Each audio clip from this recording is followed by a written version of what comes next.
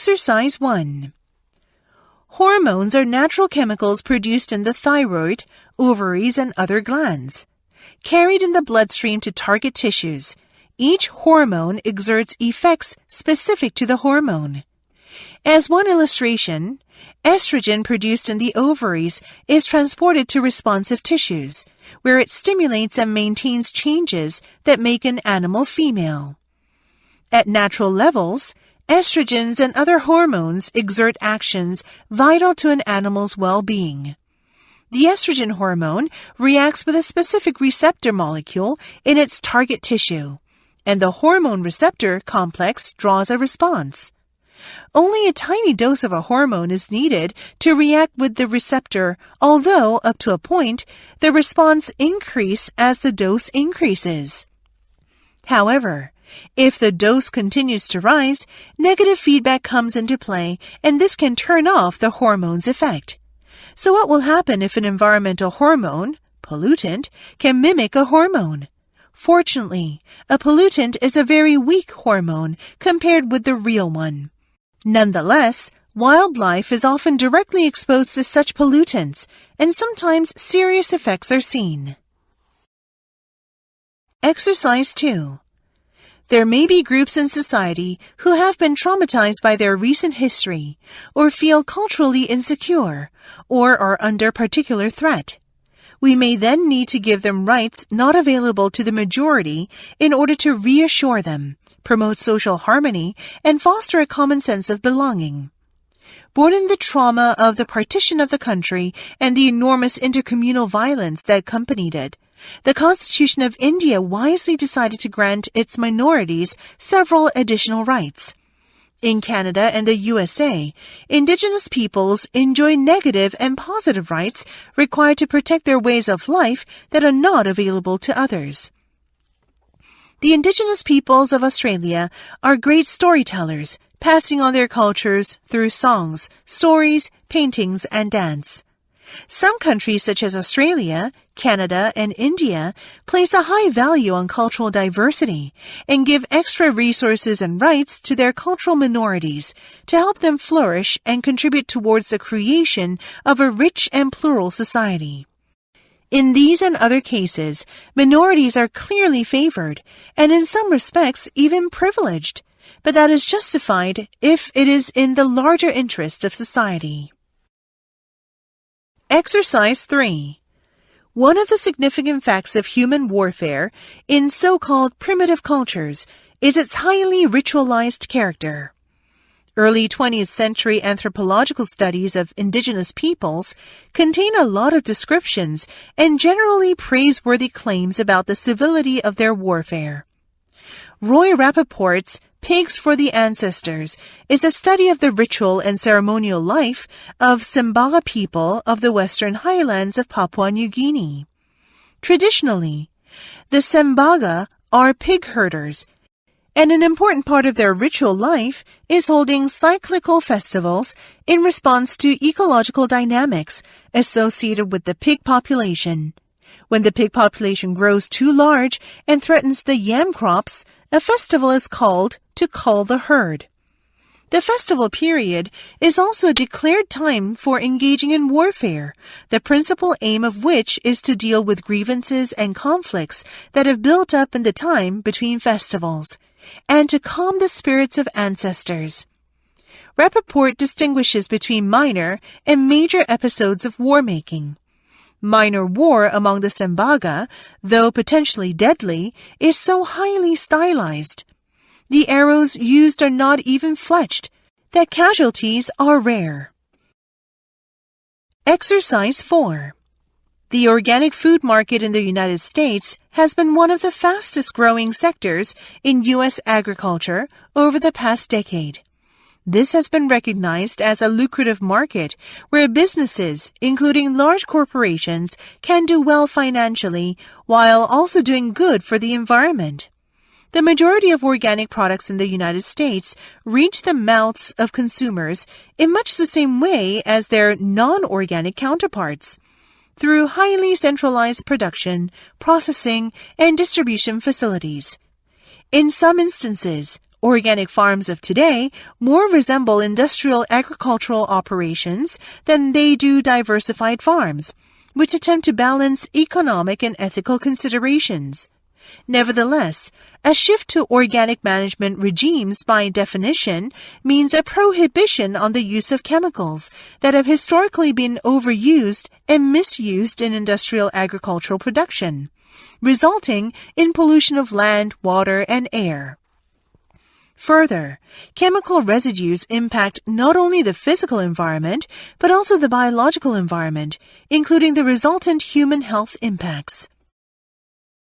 Exercises 5 through 6. Self-disclosure by the professional can be advantageous in some contexts. For example, appropriate teacher disclosures have benefits in the classroom. When teachers use positive disclosures that are directly linked to the lesson material, these are well received by students and increase motivation, engagement, and learning. In terms of valence, it can be acceptable for instructors to reveal some negative experiences. For example, a sports teacher may detail an instance of having played badly and lost a game. Or an art teacher may describe the production of a painting that did not turn out as well as expected. Teacher disclosures that are mildly negative can have a number of advantages. They underlie the fact that no one is perfect or flawless, but that we learn from our mistakes. They show a human side to the teacher, and this, in turn, can facilitate student liking and engagement. And if teachers only use positive disclosures, they may be perceived as narcissistic, and students may feel inferior. However, teachers should avoid using too many negative disclosures. They should also definitely refrain from revealing deeply negative details, such as having stolen, told lies, or cheated in examinations, as these have an adverse impact on students. Thus, some studies showed that while instructors made self-disclosures about their personal histories, families, and everyday activities, they did not reveal information on personal matters, such as salary, or information that could damage their credibility or lead to negative evaluations. Exercise 7. It is a common experience among keyboard players, in particular, that page turners do not turn early enough. I have on several occasions agreed in advance with a page turner that a head nod would signal the turn, only to find in performance that the nod was ignored. "I couldn't believe that you wanted me to turn so soon," is a typical post-mortem remark. This experience alone is enough to tell the experienced performer that he reads further ahead than does the average page turner. A similar thing occurs in choirs, where a good and a less good reader are sharing the same copy.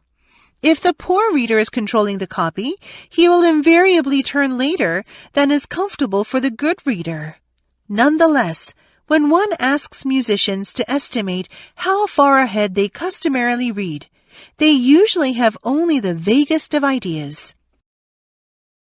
Exercise 8. People's perceptions of their position in wealth and income distributions are often inaccurate. Those who have a little tend to overestimate their position, and people who have a lot tend to underestimate it. There is a general tendency to underreport wages in survey questionnaires, though. And this is further affected by how satisfied people are with their wages. No business which depends for existence on paying less than living wages to its workers has any right to continue. Using a sample of workers from France, researchers compared how much employers said that the employees earned each month with how much the employees themselves said that they earned. Those who were less satisfied with their wages, the majority of people, tended to underreport the figure, but those who were more satisfied with their wages tended to overreport them. Exercise 9. Humor may serve a leader's need to maintain face as well as to assist in saving a subordinate's face. By analyzing recorded workplace interactions at business meetings, Holmes and Mera found indicators for both. when two advisors compared their written evaluations. The more senior and experienced advisor commented on the written evaluation of his junior colleague by saying, "And apart from that, I've just got what you've got, but in a lot fewer words." This comment was followed by laughter from both sides. Here, the senior colleague conveyed a clear message that the report by his junior colleague was too wordy, but lessened its negative impact through the use of humor, which also serves the subordinate's face needs. Humor also serves a leader's need for a dignified profile when he or she makes an error. In another incident, a document which was produced by a leader contained an error, which elicited a humorous comment by the leader. "I find it really hard being perfect at everything." Exercise 10. We are now living in an age where traditional religious values and commitments are being called into question. Many people today have rejected all traditional religious frameworks, characterizing themselves as secular or spiritual but not religious. This is not to say that they have figured out how to live entirely without value frameworks. If we take a step back, we will observe that even the most atheistic secular humanist is still committed to some very abstract metaphysical framework, revolving around such values as a respect for human dignity and freedom, individualism and equal rights, and rationality as the preferred means for guiding public policy. Looked at this way, secular humanism functions very much like a traditional religion. It gives its followers a set of sacred values that allows them to make distinctions between right and wrong, good and bad, as well as the motivation to punish or avoid those who do not live up to those values. Exercises 11 through 12. Musical innovation happens from the bottom up and the outside in, rather than vice versa. Those with power and authority usually oppose these musical innovations, but with time, whether through co-optation or transformation, the innovations become mainstream, and then the cycle begins again. The authority figures who impose their preferred meanings on our messy music have changed over the centuries. In the past, they might have been kings or prophets or esteemed philosophers. In the current day, they can often seem nameless and faceless, at least from the perspective of most music fans.